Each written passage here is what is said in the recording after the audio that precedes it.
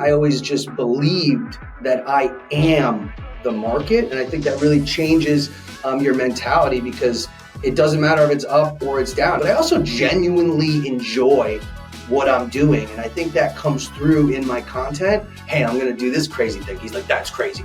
And I'm like, yeah. And he's like, I'm going to do this. And I'm like, that's crazy, because I'm going to show everybody that this is how you do it. And Ben was like, wow, that's incredible. And then I did it. And afterwards, he was like, man, that worked. I'm like, I know. Sometimes you just got to try. And oftentimes fear stops people from trying. And if you just try, good things end up happening. Nile Lundgren, welcome to the Luxury Presence Podcast. We are so stoked to have you on the show, man. Thank you so much, Aaron. Really appreciate it. Lots to talk about. You really need no introduction. But for those tuning in who may not know your journey, let's start there. What first drew you to luxury real estate? Well, it didn't start out as luxury real estate. My story began a long time ago, basically 2007, 2008. I moved here after college. My friend bought a building in Bed-Stuy, and he was living in the basement. So what I did was I was like, I'm just going to go to New York and figure it out. So I just lived in the basement with him. And because he was managing the building, he was not a real estate guy. He was like, oh, can you help me? So I started learning how to, figure certain things out, the boiler, this is happening, maybe to rent an apartment upstairs to tenants. And then one day, the guy that sold him the building, his name is Edwin. Edwin came down to the basement when I was playing Mario Kart video games. Remember, I was like 22. So he came down and said, what are you doing here? And I was like, I don't really know. I'm going to make it. I'm going to make it in New York. That's all I know. And he's like, do you have a job? I said, no, I don't have a job. And then he said, well, do you have good credit? And I said, no, I don't have good credit. And then he said, well, do you know people with good credit? And I said, of course I know people with good credit. I went to Trinity College in Hartford, Connecticut. He said, great. Do you want to work with me in real estate? And I was like, oh, okay. What does that mean? He's like, just meet me tomorrow at 8 a.m. at my building in Bushwick. So I met him there. There was 3 addresses up on a whiteboard, a set of keys. And this was back in Craigslist days. So he's like, hey, I want you to take the keys, go take pictures of the apartments, and then run some Craigslist ads, and then see how quickly you could rent these apartments out. So my first ever apartment I did was $600 rental. It was a basement apartment, and it was in Bushwick. I made about $200 on the transaction, which is pretty wild, but I was thrilled because, that was a lot of money back in the day. So through the course of my career, and I've been doing this for about 18 years now, I have been getting to the point where I could sell luxury real estate. And to be honest, it's not something that you just, I'm just going to start selling, $30 million houses. It just doesn't really work like that. You have to learn. You have to go through certain steps in your journey and also in the trajectory of your business. And, I did that. So I would say that overall, I had a lot of different things that happened to me from the time I started with Edwin to, selling my first, one of my biggest apartments ever, biggest deals ever, which was 18 million at the time. So what I did during the time from when I started to that is I always knew I wanted to sell luxury, but I had to start where I could. And during that, the process, I was a real big student of learning the business, but then also what is luxury? Right. And I always asked that to myself, and I started to really become a student of what luxury was. And because I became a student of luxury, when the opportunity came and I met the right client, I understood what the needs were. And then I was able to effectively maneuver around that and then get a deal done. And then from there, once I hit that kind of upper echelon price point, then I just started pulling all of the contacts and people together that I have met along the way and all the skills that I learned. And, it's been a wild ride ever since. But I would say I started in 07, 08, and then I really started getting into luxury in 2019, 2020 when the pandemic happened. Nice. Yeah, definitely a journey. So 2008, that was kind of right at the start of the financial crisis. What was that like? How did that shape your approach to the business at that point? Yeah, the good news about 2008, I was 22 years old and I didn't even really understand what the market was, if it was up or if it was down. So for me, I knew about it, but I also was just trying to learn and survive. So I was just focused on closing deals. I was doing rental deals, to be honest. And then yeah, I didn't really worry too much about it, to be honest. That's great. I've seen a lot of agents who I think are too heavily influenced by the state of the market. The market's down. I'm not going to work as hard. I'm not going to be able to get the deals that I'd be able to get if the market was up. And I think you take a good approach to that, which is almost ignorance is bliss, maybe. Like, don't let that influence you. Maybe work even harder. Like, what do you think about that? Do you see that in some agents today as well? Absolutely agree with that. I would say, ignorance is bliss at that point in my life. I was young. Now I know where I'm at, and I know where the market's at. Last year was a terrible year. Overall, if you look at the market 2000 or 2024 statistically, it was way down in terms of transactions and volume, et cetera. So what I always say is, because when you look at real estate agents, and specifically in the office, there's a sector of the real estate agents who are talking about how tough the market is. They're usually around the coffee machine. It's tough. It's tough out there, right? And that's one way to do it. But if you constantly say it's tough, it's tough, it's tough, then the reality is that it's tough.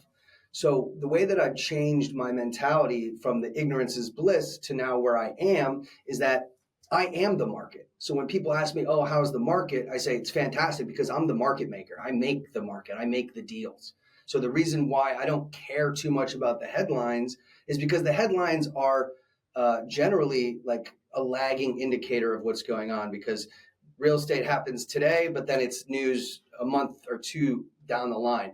But I know because I'm in the trenches every day. I'm meeting buyers, I'm meeting sellers, I'm closing deals. So for me, I always just believed that I am the market. And I think that really changes your mentality, because it doesn't matter if it's up or it's down. I mean, I had a fantastic year last year. I had to get creative. I had to work double as hard to make half as much, but I still sold $50 million worth of real estate in a down year. And the reason why I would say I did that is because I believe that I am the market maker. And I think that's been one of the biggest game changers for me as an agent.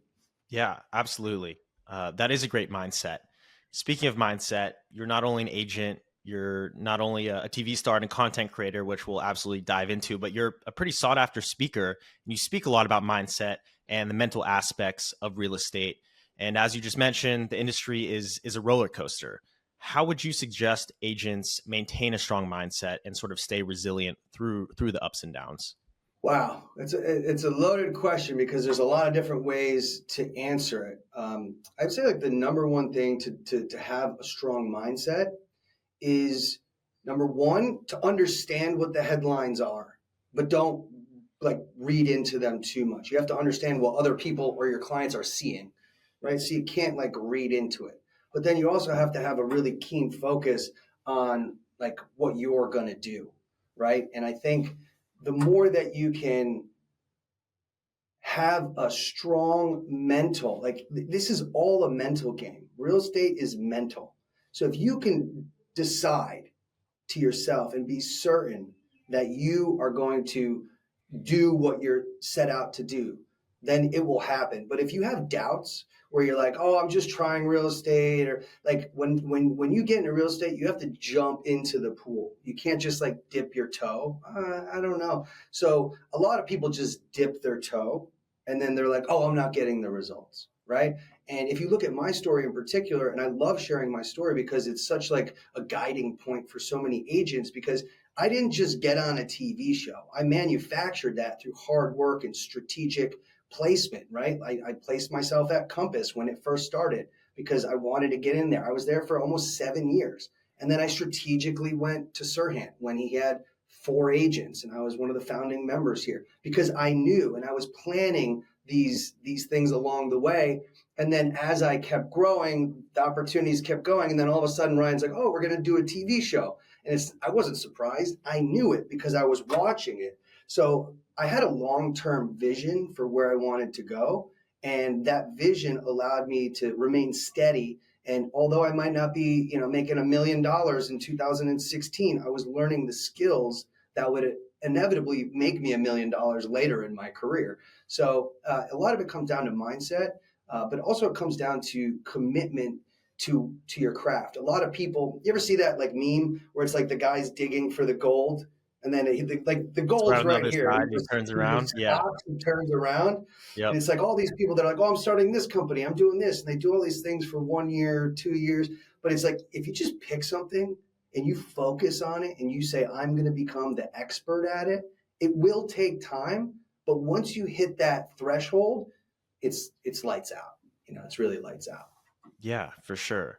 Any specific habits or maybe mental frameworks that you've developed to help stay focused through all of this?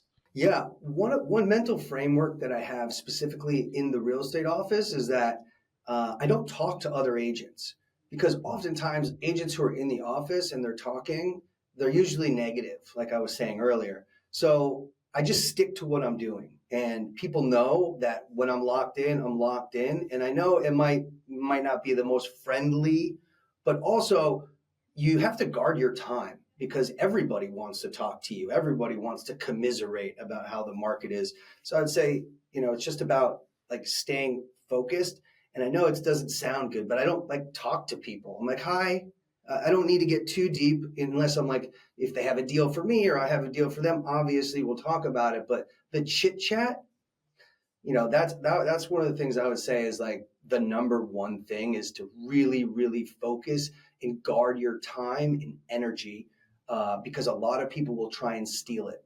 So if you can focus, and focus is everything. My mentor, who's made close to $1 billion, he always says, focus equals growth. And if you could focus on one thing and be the expert at that one thing, then you will grow. But if you're here, you're here, you're here, you're here, you're here. Oh, like I was just up, I'm at Serhant. I'm talking to one of the agents right now. She's asking me all these questions. I'm like, yeah, I'm working, can't do it. I'm like, so how are you doing? Everything okay business wise? She's like, yeah, I'm doing great. But I'm also a painter and I also try and like cross sell my paintings to the people. And I'm like, so how many deals have you closed? She's like, oh, I'm still working on my first one. And it's like, maybe you close a couple deals and then you worry about selling like your paintings into the people, right? So some people get like confused, and I think the focus is the key element to like guarding your own like mental space. And then once you're able to do that and you're in your own zone, then you have to determine what is important now. Because what some people do is they think, oh, I gotta get this Instagram post out, and that's important, but is it urgent? Because for me, I'm like, is this important but urgent, or is it not important?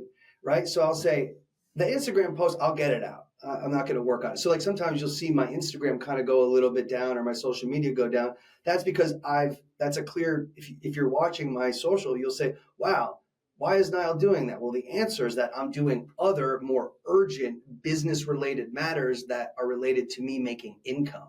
So, for example, on Monday, I have a team meeting every week. And the team meeting that we hosted, I made every single agent write down in an exercise where they thought their next deal would be. So 555 West 22nd Street. Okay, great. Now you guys got that. That's where it is, right? Yes. Okay. Now, what are the steps that need to happen for that deal to close? Right? So once you start to really dig into it, so it's like, this is the address. I need to call this person. I need to set up a second showing. I need to confirm that second showing with the buyer. So if you like break it down like that, because it's otherwise you're just on Instagram or TikTok, and that's great. I'm not discounting that. But when it comes down to making money, it's critical that you break it down into like steps and then focus on like the address and then or the buyer, and then what are the steps that you need to take, and not to go over to Instagram and then, oh, this person emailed me, and you could be distracted because there's a lot in real estate. You have to market, you have to sell, you have to follow up, you have to do client relations, like all these things. So if you could just stay focused with that and follow the rubric that you outline in terms of where am I going to make the money, then you have clear direction. And with clear direction, with clarity comes so many beautiful things and blessings. So we did that exercise. I had like 5 different deals that I was working on. And at the end of the day, I was with my marketing director at Berkeley, and she was looking at my sheet and she was like, wow, how you doing? And I'm just like checking all the things off that I did in the steps. And like, I know what I need to do for it, but it's just also so helpful to have those steps. So to take those moments when you're in the business, I think it's very, very important because it makes it manageable. Oh, close the deal, Aaron. Where do you start? Right? But if it's like, hey, you want to close the deal, great. What's the address? What's the buyer's name? What's the literal basic next step? Is it sending an email? If it's sending an email, what are we writing in that email? So it's just getting a little bit more granular in how to do the business, because if you're in this business, you're in the business to make money. So if you have opportunities to make money, it's important to capitalize on them as quickly as possible and defend against all of the distractions that are out there. Yeah, absolutely. That's great advice. Focusing on the money making activities, 100% will pay off. You mentioned mentorship, which is something I want to touch on. I have a good feeling that the mentor you were referring to is Ryan Serhant, who I can only imagine plays a role in some of your decision making. But how important has mentorship been to your success throughout your real estate journey? So the person I was talking about was not Ryan, but Ryan is a great mentor to me, and I'll talk about him in a second. But in order to get to where you want to go, first you have to define where you're going, right? Mentally. All right, I want to be selling luxury real estate. Okay. So then I need to be around other people who are in that luxury sphere. So I hunted those people out, and maybe I went to charity events and targeted them and then approached them and then became friends with them. And 10 years later, now we're doing $30 million deals together. So I I was very deliberate about who I was surrounding myself with, because your 5 closest friends, that's basically going to be your income. So all of my friends in 2014, I was looking around one day and I was like, you know what? I probably need to change this. So I started going for a little bit higher up people who knew a little bit more. And I found so much of my career progression came from my mentors and the people that I surrounded myself with. I just got off the phone with one of them right now. And they don't have to be somebody who I'm like, oh, you're my mentor. But they're also people where it's like, you're very successful. You went public. You made $400 million on this sale of your business, right? All these things, like, I want to be around those people because the little nuggets that you get from them are super helpful. Like the one I said earlier, which is focus equals growth. And I would say that's the most important thing, because people really get distracted a lot. And I always say it to all of the agents that I have. I have a team of 10. So as much as I have mentors, I also consider myself a mentor, where I help all of the other agents, because I learn from people above me and then I share that wisdom down, which I get a lot of joy in doing that. And then that's that side. And then the other side, which you asked about, Ryan. So Ryan is a tremendous mentor, not only to me, but everybody, I would say, at the company, but also throughout the world, because his Sell It program is global and everybody really looks up to him. So I have the distinct benefit of working with Ryan every single day. I sit next, his office is here. I'm right here with my little office next to the management team. And I cannot tell you how important it is to seek out the best person in the industry. And I don't care if you're working for free. If you're in, retail sales, find that person who's the best and then just be next to them. Because I learn a lot through osmosis. Ryan might be on a Sell It call and I hear him through the wall saying, some crazy thing. And then I'm like, I'm actually going to take that. But what I love the most about Ryan, in my relationship specifically with him, is that he is always thinking of outside of the box ideas. And what he's done to me is he's forced me to create a habit of thinking of these super creative ideas. Because you see Ryan, he's got rocket launchers on the top of a building, and he's skydiving in Dubai. Like, he's capturing attention. And that's why, like, him and I really get along, because I'm like, hey, I'm going to do this crazy thing. He's like, that's crazy. And I'm like, yeah. And he's like, I'm going to do this. And I'm like, that's crazy. But we have an admiration for each other because we're willing to take these chances. And having somebody like Ryan who's consistently taken the chances over and over and over again and has failed a lot, but inevitably is getting so much traction that his success is hard to deny, right? That shows to you that, because I was all about content creation before I even met Ryan, right? That's how I got into Ryan, because he saw that I was doing that and he's like, hey, I'm going to do this media thing. And like, you're pretty big on YouTube and this TikTok thing. Like, you should come over here. And that allowed me to be next to somebody who's actually doing it. And then to be honest, it helped my confidence because I was doing it, but then I'm like doing it with him and I saw how he was doing it. So then I became more confident in how I'm doing it. And if you're not near the person, it's very hard to get that. Maybe you can listen to a podcast, maybe you can go to a seminar, but finding a mentor and somebody who not only pushes you based on what they say, but he pushes me based on what he does. So he's out there and he's doing it. And I am not somebody who says, oh my God, Ryan Serhant did that with a rocket launcher. That's so cool. I'm like, wow, Ryan did that with a rocket launcher. Maybe I can do this. Maybe I can rappel off the building. And I was actually thinking about this last night. Maybe I can rappel off the building for the new development that we just got. But I thought that might be a little dangerous. So, but either way, the point is that it gets you thinking, and that motivates me to do better. So when I have a good idea, then I might go to ChatGPT and be like, how can I make this idea better? Or how can I make this idea similar ideas? And then it's like, then you're getting better and then you're innovating. And then Ryan's like, yo, I saw that musical video you did. That was insane, right? And then he's like, yeah. And so then you get like the validation from it. And then that makes you want to do more. And then that really increases your confidence overall. That's awesome. I can't wait to hear more about. Sorry, but I love mentors. So. Oh yeah, absolutely. Clearly an important aspect for anyone getting or working in real estate. I want to hear more about your and Ryan's crazy ideas and marketing strategies, which we'll get to. But let's start with the show. I want to hear more about Owning Manhattan. Season 1 premiered last summer. It really gave people a behind the scenes look at, the high stakes world of luxury real estate. You play a huge role. How did that opportunity come about for you? I know this wasn't your first time on camera, but did you actively pursue it or did that role sort of find you? I think it's a combination of both. You have to put yourself into the situations that will get you there. So I was, because the long and short of it is when I saw the first season of $1 Million Listing and I watched it with my father. Okay. And when I saw that, I was like, fuck this. I'm never watching it again until I'm on it. And I watched the first season. I never watched it since. Wow. So I knew that's where I wanted to go. So then I worked every day and learned. And then as time went on, I would say, what's going on? Well, $1 Million Listing has got a lot of traction. So I always kind of like kept tabs on it, but I never watched the show per se. So I said, well, $1 Million Listing is on Bravo.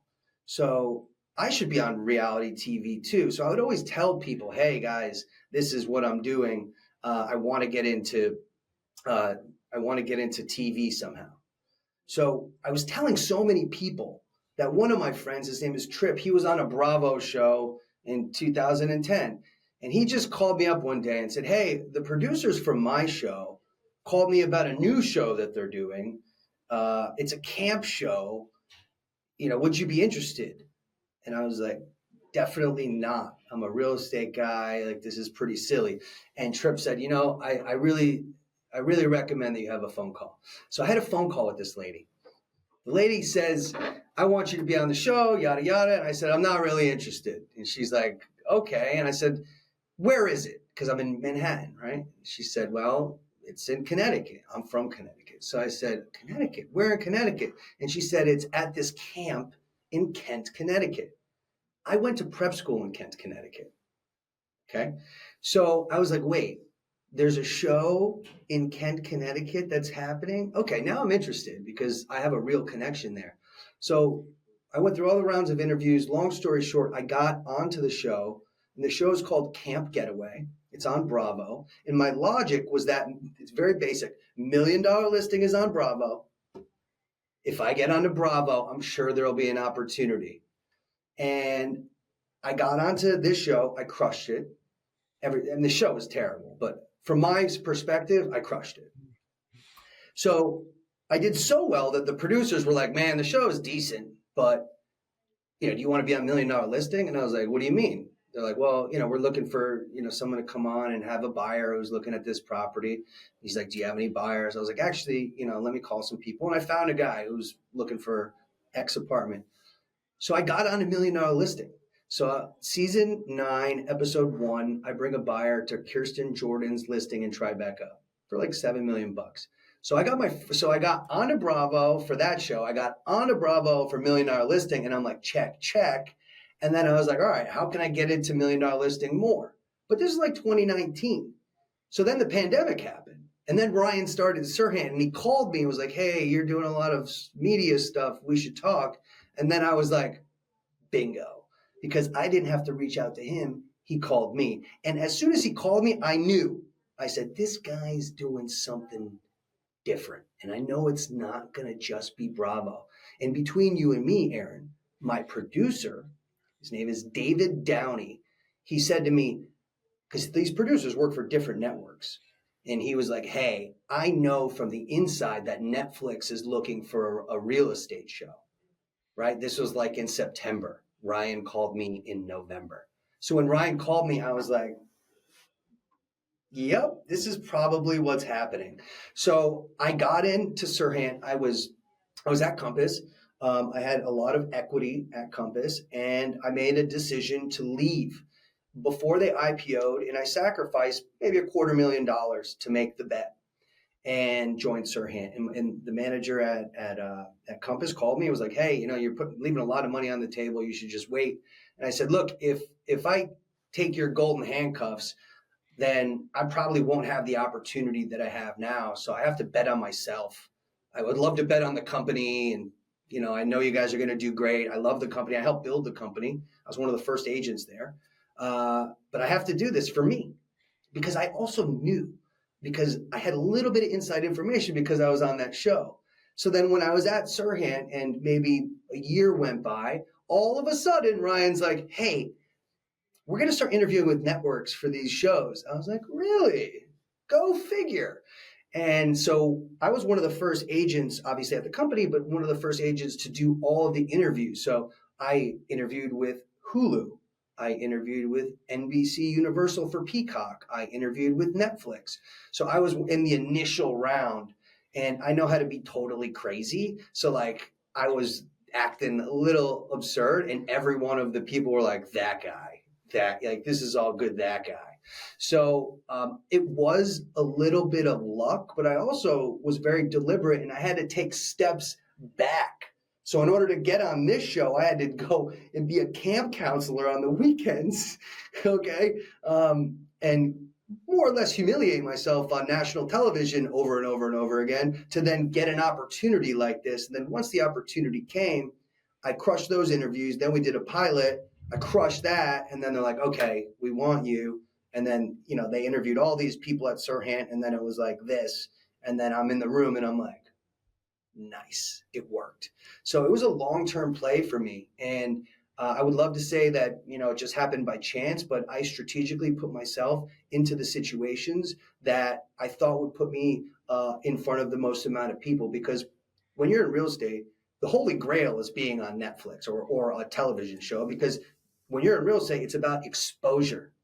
And for me, I knew that I could cold call. I spent 2 years of my career, all I did was cold call. I can cold call everybody, but that's just me and this one person, and that's just me and this one person. But if I could get on a show where all the people saw me at once, then that's the holy grail, because then it's inbound marketing, where I do the marketing, top of funnel, they come to me, and then I just bring them through. For example, you might ask me, hey, Nile, how's it been since the show, right? Well, it's just starting now. The show launched in June of 2024. It's March of 2025 right now.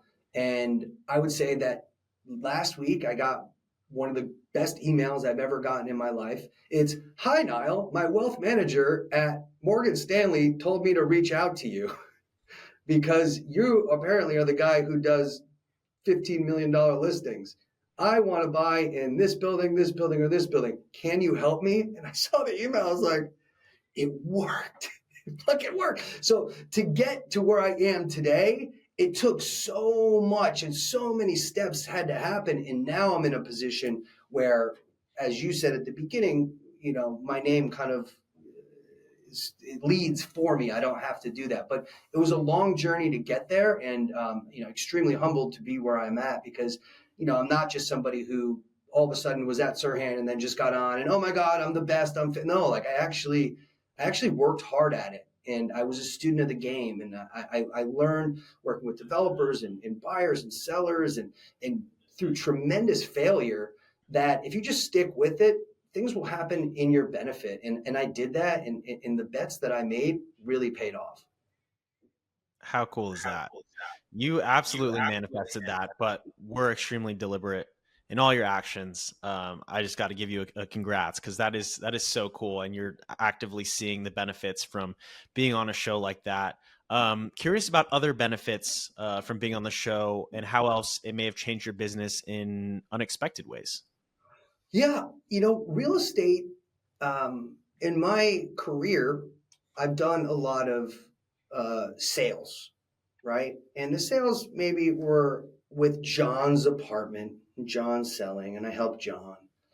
But since the show, I realized because I'm on the show, and this is a trick, when you're doing a show, you have to produce it, meaning you have to get the owner that you're working with to sign off on it, the building to sign off on it, all these different things.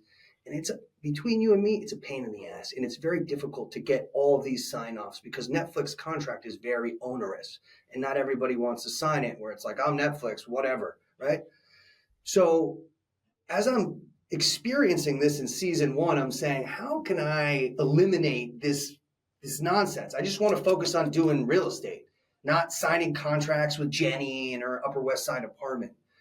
So what I started to recognize is, why is Ryan and Fred Eklund and all these other people from Million Dollar Listing, why are they just selling whole buildings? Well, the reason why I would argue is obviously because it's a lot of money at once. You have 40 apartments, right?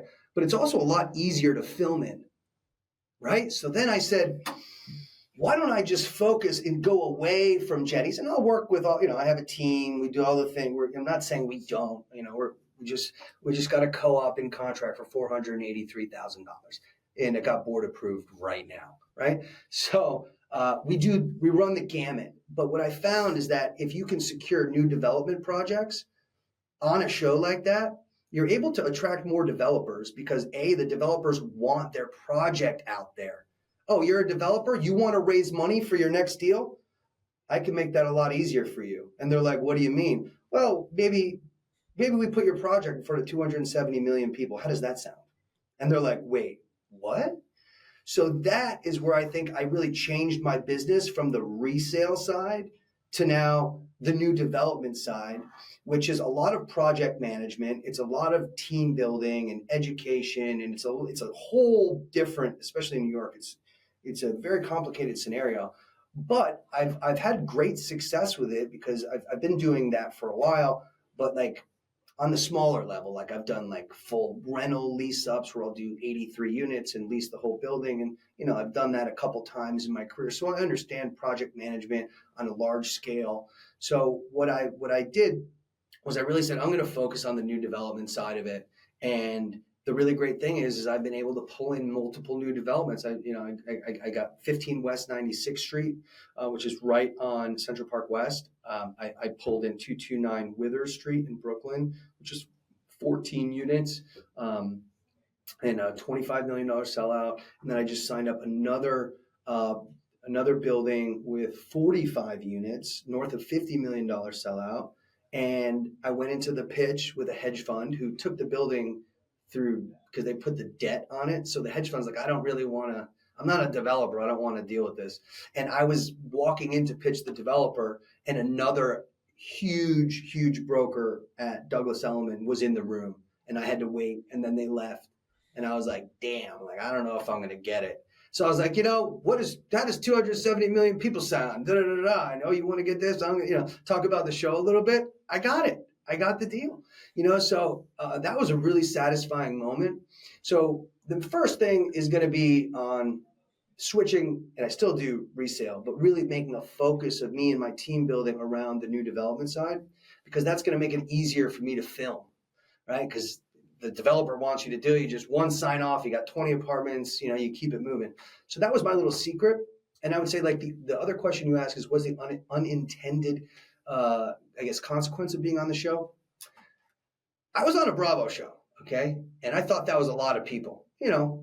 When the show came out, it was pandemic, whatever. But, people still noticed me in the streets, and that was definitely a cool thing. The unintended consequence of being on Netflix is that you are fucking out there. People know you. Like, I'm talking about, I'm in a piazza in Florence in August having prosciutto with my now fiance, and groups of people are approaching me like, you're the guy from Owning Manhattan. Can I take a picture with you? And I remember when that happened, I was like, what? Like, is this real? So I say, obviously, I take pictures with everybody. And part of my strategy is my rule is that whenever I meet somebody who wants to take a picture of me because of the Owning Manhattan or whatever, I always take the moment to ask them their name. I always say, hey, I'll take a picture with you. And I really do that because I think that's also brand building. And those people who you take the picture with will follow you for the rest of their lives. So I generally am not, some people could be dicks. Oh, I'm not going to talk to that person. Me, I don't care if you're at the top or the bottom. Like, I'm going to have a conversation with you, even if it makes me a little bit late, because I feel like that's important. And it's been something I've been having to deal with. I have a car. So when I don't want to be taking selfies with people on the subway, because people on the subway are like, wait, you're the guy. And then one person takes a subway picture with you on the cab. And then another person comes over. So I'm like spending all this time taking pictures with people and selfies on the cab because they saw me in Owning Manhattan. So one of the things I've done to like switch that is I got my car and I use it a little bit more. So I have, more room to like make my phone calls and do my business instead of, being underground and then being like approached all the time. I'm not saying I don't like it, but it was a lot more than I thought. I was like, when it all happened, I thought to myself, I said, I really wish Ryan told us that it was like, you were going to be put into a rocket ship. Like he's like, hey guys, come on in. Yeah, get into the rocket ship. And we're all like, this is great. And then he's like, all right. And then he like walks away. And then he goes around the back and presses the button. And it's like the G4. I'm like, holy sh. So it was just like a lot. It was a lot. But I've been able to now deal with it and absorb it, because at the beginning it's a little like, I'm sure you see it a lot, right? Like you're a known figure and people probably come up to you and they say that. And at the beginning you're like, you have like imposter syndrome a little bit. Like, is this real? Like, do they really, am I that, but then you're like, okay, settle down, own it, and then develop your rules around it, like making sure that you take photos or whatever. So I've done that, and it's worked out really well, and it's just been extremely exciting to have the opportunity. Very cool. You have absolutely leveraged it to grow an exceptional personal brand. We at Luxury Presence truly admire it. I think one of your greatest strengths, and maybe a key reason you've been able to elevate your brand as well to this level, is your ability to capture attention. You're a master at it. What techniques or maybe formats have worked particularly well for you in regard to, capturing the eyeballs of so many, breaking through the noise besides the television show? You're probably not going to expect this, but one of the biggest things that anybody can be doing is website. And I'll tell you why. And I'm not just saying this because I'm on the Luxury Presence podcast with you, Aaron. I'm saying this because in 2007, when I started in the business, I bought the domain nilelundgren.com. And I made my own websites for a very long time. And part of what I did is, when you have a website, there's that section that says blog. Well, for my whole career, 17 years, every time I did a deal, I would make my own press write-up. Because, the real deal wasn't reporting on little old Nile Lundgren back in the day. So I reported on myself first. And what that did was that made it so that anybody who looked me up they wouldn't just see NileLundgren.com. They would see all the images, because you go to images, and I made all the images. I did it all. So then when they go to it, they're like, and they click images, it's just like a lot of information. So first, you want to create a substantial online presence that allows you to be in front of the people when you're not there. Meaning when they're on their own internet time, you're there, right? Because a lot of people miss that. They don't have the web presence. They might have Instagram, but does the Instagram API actually feed to Google? And I don't think it does. X does. TikTok, maybe. I don't know. It changes sometimes, right? But so I always knew that. So because I did it early, so I'm like, yeah, I could spend a lot of time on Instagram, or I could spend less time and also focus on self-publishing with my blog and my website, which is why I'm now with Luxury Presence, because I understood how important it was to get me to where I'm at. And now that I have the show, now I'm like, now I need to really solidify my online presence so that it's deeper than just, a couple, random blog posts about this $300,000 deal I did. Right now, it's more substantial. It talks about all of my successes. It talks about my speaking engagements. It talks about what I speak about. And there's forms that allow people to contact me. Right? I've always had those things, and they've done well. But now I think just having a more serious and more visually appealing, clean, crisp appearance on the internet is the first step, right? So I know that was a long-winded answer, and maybe not what you were looking for, but the website, even if you can't get to Luxury Presence, you got to own your own domain. And you have to self-publish everything that you're doing. And not everything, not like I woke up today, but all the deals you did, all the successes you did. Oh, this person just joined my team, right? Like all those different things. And it's another selling point. Like if I have an agent, I'm like, hey, I got a lot of traffic. I'd love to make a blog post about you and put it up so that you can be searchable now. And that's one of the first things I do with all of my sub agents is I say, what's your online presence like? And I'm not talking about Instagram, TikTok, YouTube, or Twitter. I'm talking about online presence. Like what, when you Google your name, comes up, if anything. And if there's nothing, then that's the first thing that we need to change. Because usually when when buyers or sellers are looking to work with somebody, they might go on Instagram, but they definitely Google first, right? I always feel like that is a very important step that should never be overlooked. And that's the first way that I capture attention. So you're asking strategically how to capture attention. Number one is to have the thing to capture already there, right? That's the first one. Then if we're talking about social media, I'd say the number one thing that I do to capture attention is as you know, you create some sort of hook at the beginning, something that keeps them there where they're like, because this is it, right? Everyone's just scrolling. So it's like, how do you get someone to stop their thumbs? Wait, and maybe I'm hanging off a building, which is what I sometimes, if I sell townhouses, I'm like, all right, I'm going to hang off this building. It might be a little dangerous and perhaps I die, but you know what? At least I'm going to get the shot. And I don't recommend that to everybody, right? You got to be a little crazy to do it. But I'm also fearless because I don't really care. I know that there's a lot of noise out there, and it's like, hey, I'm Jenny. I'm at the address that it's not really a good hook. And look, I'm guilty. Sometimes I say the generic one. Maybe I didn't have enough time to prep or whatever.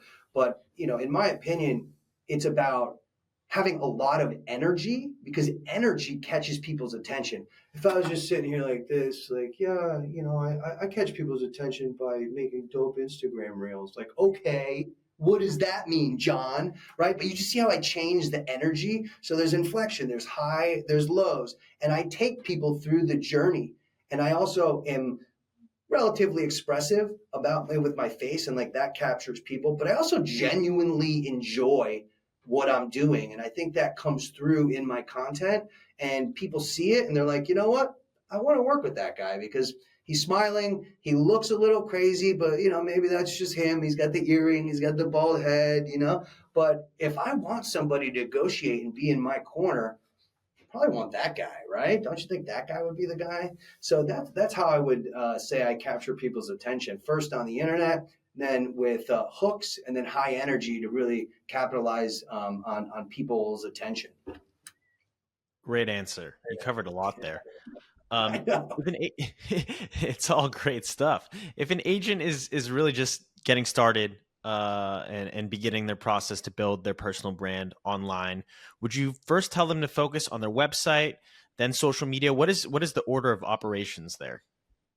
Yeah, so I always do an audit whenever. I'll just pretend like you're a new agent, right? So if you're a new agent and you're working with me, first thing I'm going to do is say, all right, what I want you to do is self-audit all of your own social media.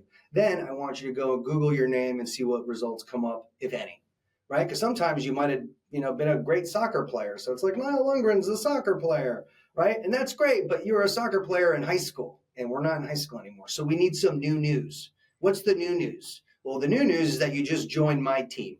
So let's take a professional picture together, put it on my website that gets a lot of traffic, and Google recognizes the SEO of that and then puts it onto Google. And then all of a sudden you Google the new agent's name, boom, now that's coming up. Then the agent page on the Serhant website is coming up. Then we're talking about social media. Then we'll go to the audit. All right, how many times are you posting a day, a week? What's your best performing video? What are the aspects of that video? And then we have deeper conversations from there. But, I really, one of the reasons why I'm thrilled to have my website with Luxury Presence is because I have experience doing my own websites, and I knew what value it brought in terms of me having the credibility right off the bat, right? I could walk in knowing that, look, you want to Google me? Google me, right? And I did a lot of that myself, but maybe they don't know that. I also have like 7 other websites that also know about that feed into my Google things. But I really think that the website is one of the key factors, especially if you're a new agent. And I know it's very basic, but it works. It really does. You want to be out there. You want to be known. You want to be recognized. You want ChatGPT to be able to pick. All right, if I go to ChatGPT and I'm just on Instagram and I'm like, find Nile Lundgren, like they're not going to find it, but they're going to find it from the website.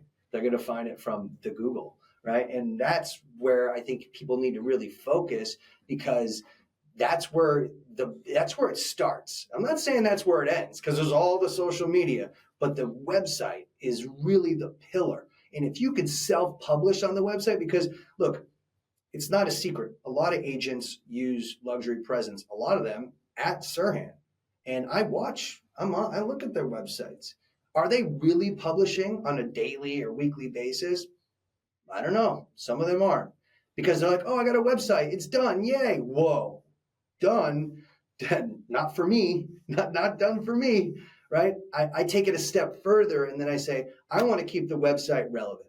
And the way that I keep the website relevant is by having blog posts consistently, so that Google knows that my website is not a dead website. It's an active website. And then it ranks higher. And then my name goes higher. And I never knew all of the levels of SEO when I was doing my own site. It's very basic. I would do some tagging.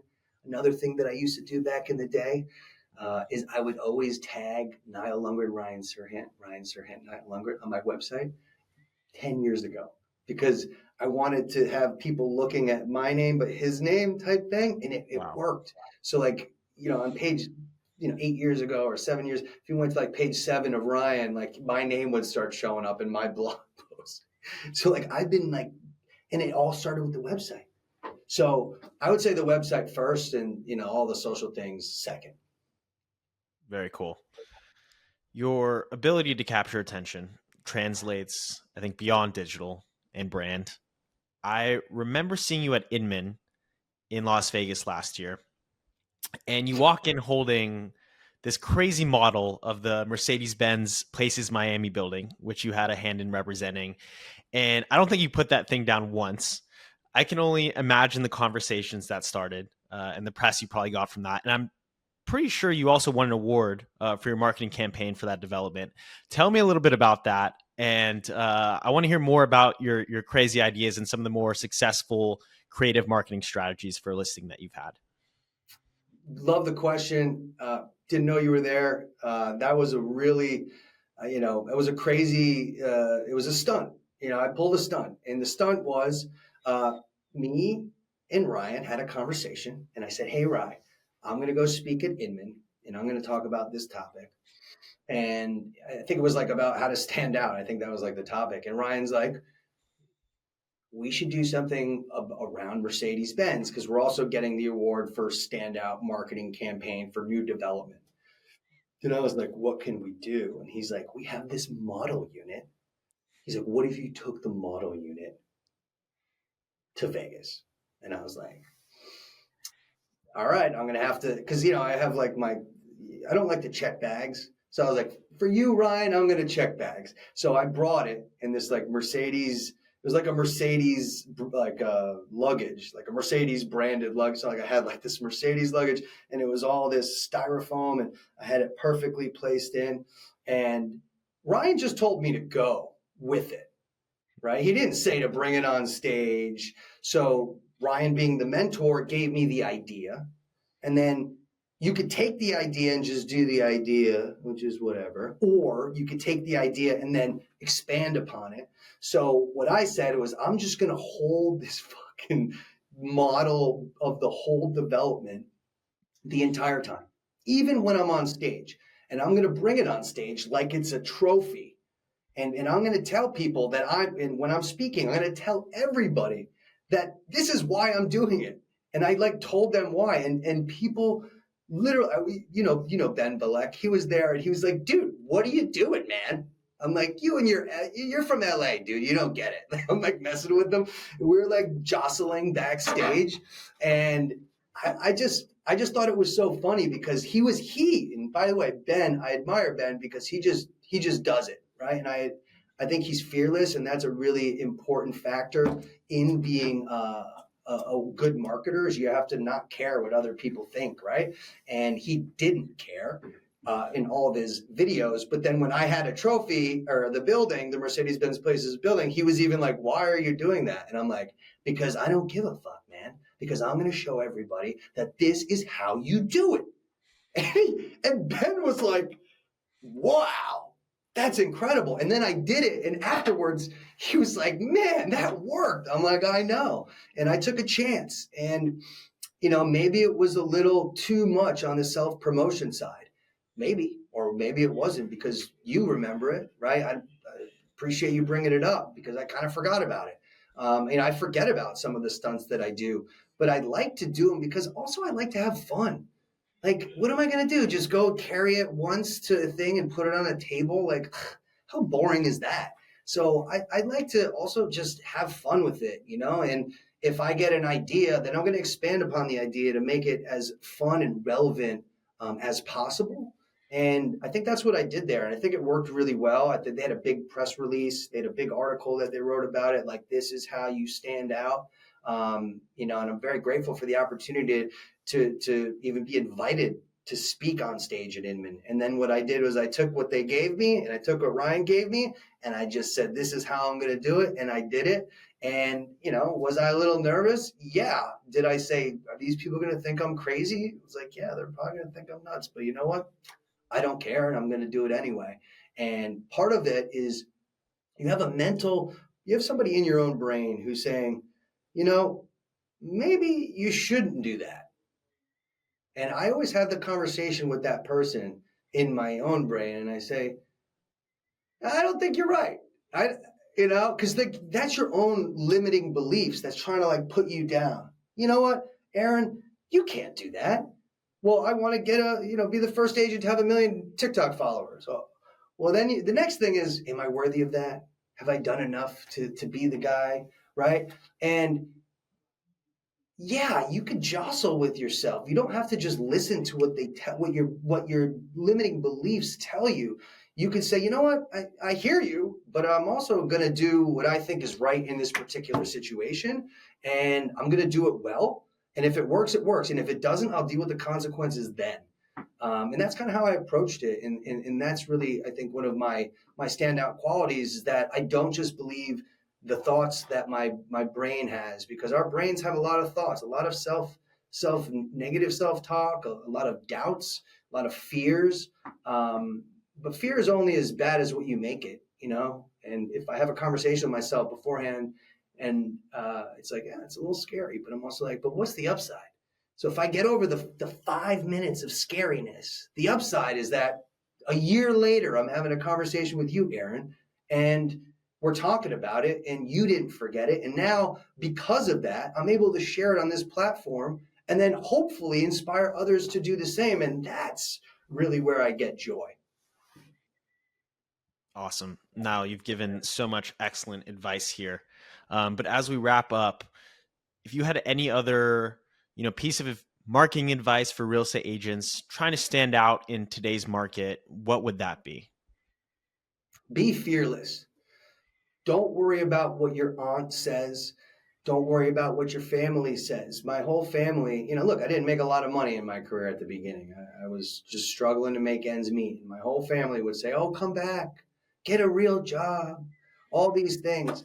But I didn't listen to any of them because I believed in myself. And when I had that strong conviction in me, that allowed me to listen and take it in about what other people said about me and my family specifically. But I also said, I'm not going to listen to those people. I'm going to listen to my heart, and I'm going to be fearless with how I approach the business. I'm going to be fearless with how I post content. I'm going to be fearless with how I negotiate. I'm going to be fearless with how I walk into a pitch and get a deal, right?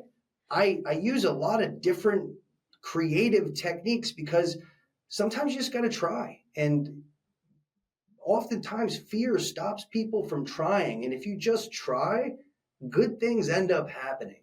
So my advice to anybody is don't wait, just start. Who cares? Be fearless. And if you can do that and get over the mental hurdle of doing that, you will be wildly successful. And that's a guarantee. Excellent advice. Love that so much. Lastly, what's next on the horizon for you? I know you guys are shooting season 2. Anything else you want to share with us? Yeah, so many great things. So many great things. I don't have time to say all of them now, but I'll tell you, season 2 just wrapped.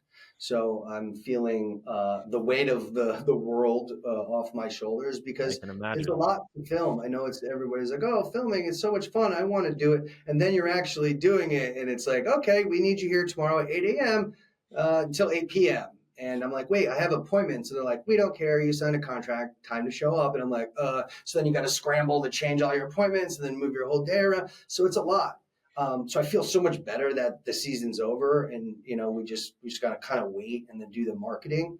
But overall, I would say I made a really big push into the South Florida market. Closed a $4 million deal this week. Recently, just closed a $200,000 a month rental for a long-term lease, which is totally absurd. So the South Florida was like a really big expansion point for me, and we were really starting to hit on all cylinders there. So I'd say you're going to see a lot more of me in South Florida. We're listing a house, so I'm going to be flying down just to film the property tour video, and then literally turning around and coming back. So a lot of South Florida, and then as I said earlier, new developments, a bunch of new development projects that I have online now, but a couple that are not online. So you'll see more projects coming from me in that capacity, as well as the updated website, which is going to allow me to create an even deeper online presence, which I think is critical. And I'm obviously hiring agents in both markets, New York City and in South Florida, and season 3. Awesome. Nile, this was such an incredible episode. Thank you so much for your time. I got a lot out of it. I'm sure our viewers did as well. For those of you watching, please make sure to like, comment, subscribe, and we will see you on the next episode of the Luxury Presence Podcast. Thanks again, Nile. Thank you very much, Aaron. Really appreciate you.